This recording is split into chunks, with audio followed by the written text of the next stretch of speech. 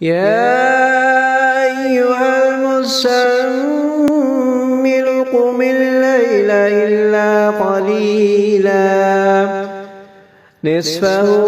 أو انقص منه قليلا أو زد عليه ورتل القرآن ترتيلا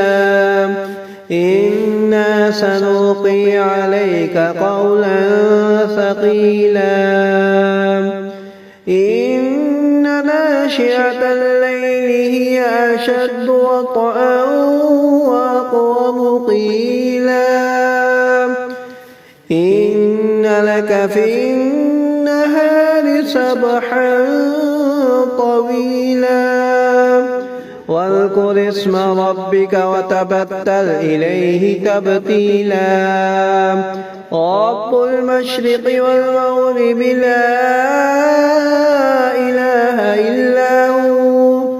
لا إله إلا هو فاتخذه وكيلا.